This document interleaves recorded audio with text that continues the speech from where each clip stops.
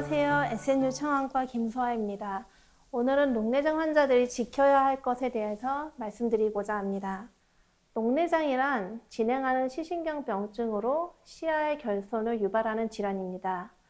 여기서 눈여겨봐야 될 곳이 있는데, 녹내장은 진행하는 병변이고 비가역적이라는 것입니다. 따라서 치료의 목적이 완화나 회복이 아닌 진행 속도의 완화에 초점이 맞춰져 있습니다. 그리고 시야의 결손을 유발하긴 하지만 주변부 시야부터 나빠지기 때문에 증상을 매우 느끼기 어려우나 진행하면 실명까지 이르게 되는 질환이 녹내장입니다. 녹내장의 악화 요인은 여러 가지가 있는데, 높은 안압에 의한 시신경이 기계적인 압박을 받아서 점점 약해지는 것이 녹내장 발생과 악화에 가장 중요한 역할을 한다고 알려져 있습니다. 우리나라의 경우에는 정상안압 녹내장이 상대적으로 많은데, 그런 녹내장의 경우에는 혈액순환 장애도 진행이 더 빠르다고 알려져 있어서 모든 녹내장 치료는 안압 하강에 초점이 맞춰져 있습니다.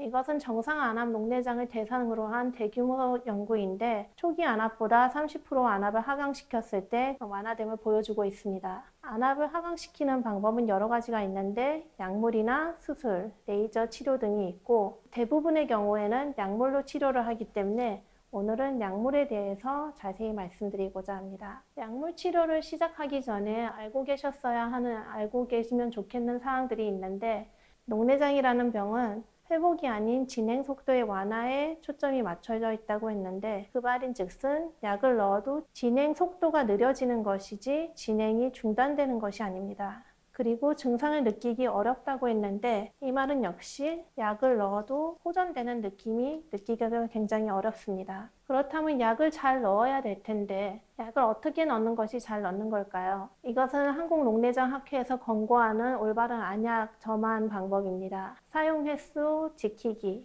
일정한 시간에 점안하기 등등이 있는데, 위에 두 개는 신경 쓰면 잘 넣을 수 있는데, 사실 밑에서부터 잘 못하시는 경우가 있습니다. 안약을 눈에 넣어야 되는데 생각보다 유실량이 많은 경우도 있고, 여러 방울을 넣는다고 넣는데 한 방울도 제대로 안 들어간 경우도 있습니다. 그래서 올바르게 넣으려면 머리를 확실하게 뒤로 젖혀야 하는데, 그게 잘 안 되신다면 뒤로 살짝 기대서 눈을 최대한 하늘을 향해서 본 다음 안약을 넣으시면 조금 더 수월하게 들어가실 거고, 눈을 아래로 당겨 봤을 때 보이는 빨간 살이 결막낭입니다. 그곳을 향해서 넣으시라고 권고가 되고 있습니다.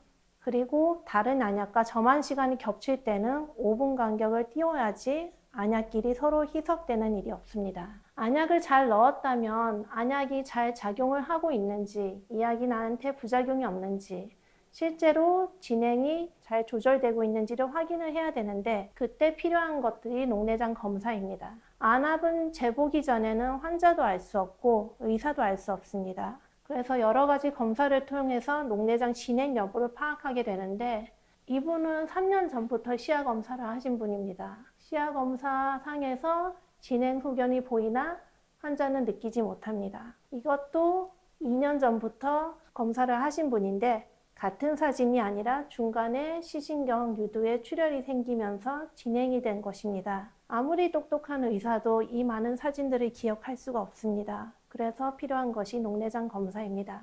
저는 환자분들이 오시면 딱 두 가지만 강조합니다. 안약 잘 넣으시고 진료 잘 보시라고 두 가지만 강조를 드리는데, 부수적으로 이제 생활 습관에 대해서 물어보시는 분이 계신다면 유산소 운동은 권장이 되고, 기넥신도 정상 안압 녹내장에서는 도움이 된다고 알려져 있어서 그 정도는 권장을 드리고 있고, 운동이 다 좋기는 한데 한 가지 이제 해서는 안 되는 운동은 머리가 아래쪽으로 가는 운동, 가령 요가 자세에서 물구나무를 선다거나 다리가 하체가 위로 올라가는, 머리에 피가 쏠리는 운동 같은 경우에는 안압이 너무 상승되기 때문에 그런 자세는 피하실 것을 권고드리고 있습니다. 이상 오늘은 녹내장 치료에 있어서 주의사항에 대해서 말씀드려봤습니다. 긴 발표 들어주셔서 감사드리고 앞으로도 다른 영상으로 찾아뵙겠습니다. 성형외과 김소아였습니다.